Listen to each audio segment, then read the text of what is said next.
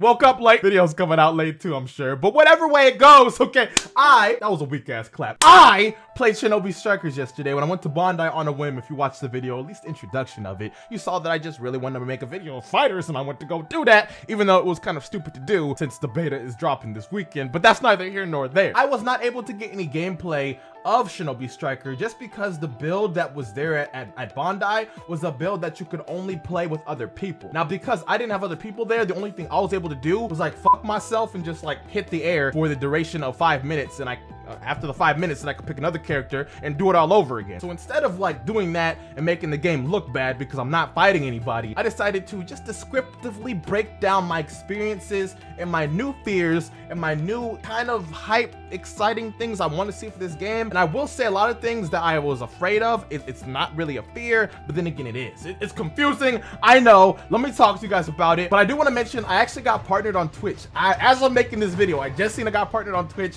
Twitch like shouted me out on their partner page or whatever. I'm just like, dog, what the fuck? If you follow me on Twitter, if you haven't followed me, I'm gonna be streaming a lot from there. I want to keep this, and that. So if you care about that, well, look at it. Okay.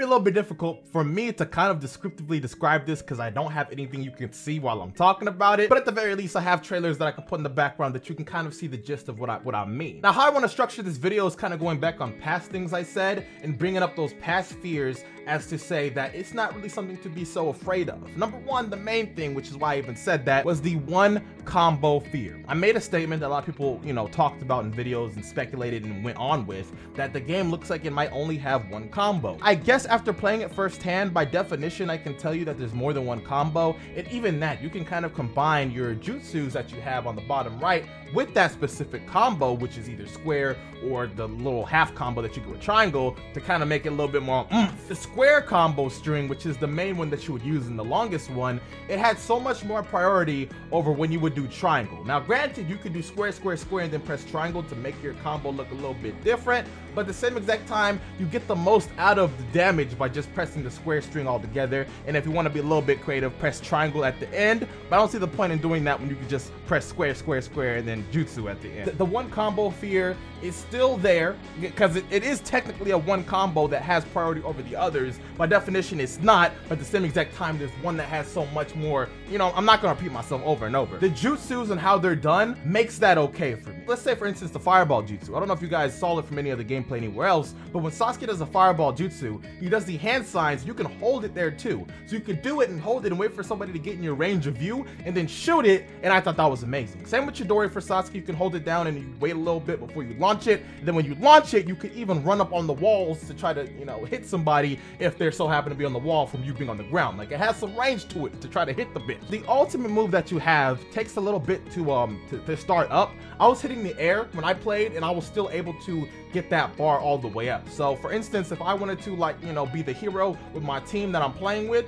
I can go in the corner, press fucking circle or square on the air, and then I'm ready to go. I'm ready to go. And I do my ultimate. That's boring as fuck, but I can build my ultimate up like that from this current build. I don't know if that's gonna stay like that in the final version of the game, but that's how it is. Now, I do want to mention how important a healing type is on a team. When I was there, I was talking to a few people at Bondi who was able to play the game and give me their experience from it, and they were letting me know descriptively how they were talking about the story, or the fighting rather, how key a defense type character and a healing type character is on a team. If you don't have a healing type character over another team that has that, you're just crippling yourself. Health goes down pretty decently fast. So to not have somebody who take the hits, which is the defense type character, and then to not have someone who can heal you, is like you're fucking yourself. So pretty much you need to have some type of communication amongst your team, so somebody picks the heal. Now thankfully in this game you can create your own characters, so you don't have to be stuck with the default healers such as like Sakura or Hinata, whoever else they put in that position, Ren maybe. You can make your own to like pull out when you want to, you know, be the mercy for the team. You get what I'm saying? Now I like that a lot. Character creation kind of comes in clutch with that aspect, because I don't know a lot of people who want to play Sakura and have a good time doing it. So with making your own character, you can make your own healer. The only thing I'm then afraid of is how many creative characters can you make?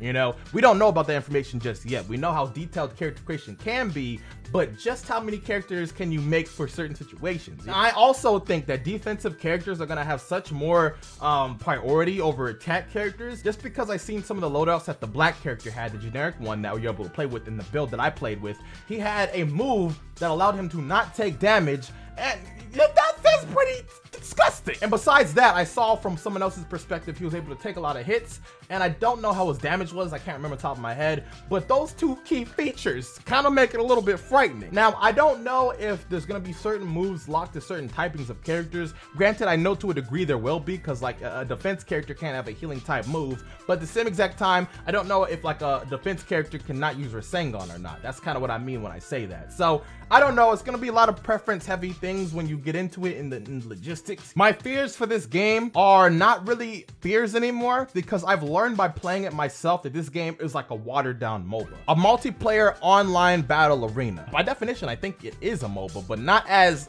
intricate as Smite or other MOBAs of that tier that have a lot of depth within the gameplay itself. Now, I only bring this up to say that this game is something that you can only see how good it is when you play with friends. Now, I mentioned before when we saw the PvE gameplay that did not look interesting, and I still stand by that, because what you got with PvE is what you got. That's that. Now, the actual depth that's going to come from the game is how you play with your friends, how you talk with your friends to do certain things. Like, you can pull off some dope shit together, but it's a matter of, can you and your friends do that together? The majority of this gameplay's fun is going to come from that cooperative standpoint, and that's one of those things that is a fear for me, because we haven't seen that yet. So we don't know exactly how much fun that can be, how that can be in general. There's a lot of unknowns with that being said. I know specifically my friends, I can have fun with it no matter what, but if one of my friends drops the game, then by default I either replace that person or I drop the game. And I think that's a big flaw with this game itself,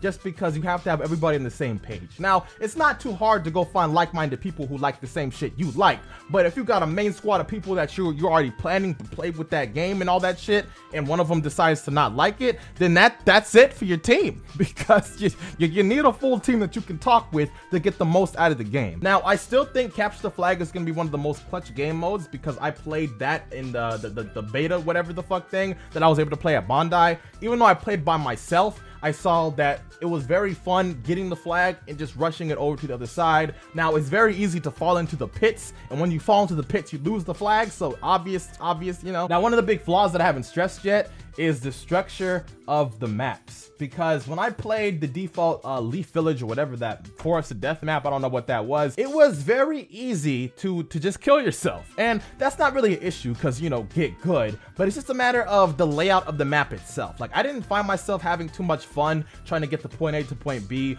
walk it on the wall, then jump into another portion, jumping another portion. It felt very forced for what Naruto has been and what I expect from a Naruto game. Now, granted, that's only opinions from my point of view. You may like it, so I'm only stressing that from what I think. I don't know, man. I wasn't vibing with the movement and how you get to point A to point B. Now, I kind of felt like I was playing bootleg Spider-Man at a current point in time, and that's just not what I look for in Naruto games. You may like it, I may get used to it, that may change, but that's one of the only big flaws that I truly have with this game. Everything else is something that we can only wait to see when we're able to play with somebody and or see somebody who's playing with their friend, and we can hear the communication between each other, you know? If we can hear the fun from somebody else playing it, you can kind of then visualize how much fun you can have by kind of seeing what type of person they are, and etc, and yeah, that's about it. Sorry it wasn't as detailed with being able to see the shit I played with, and feel free to let me know down below if you're still excited for the game, if you have any fears of your own that I didn't mention that you want to know answers to. I'm probably going to be able to play any type of build that's not PvP based sometime in the future,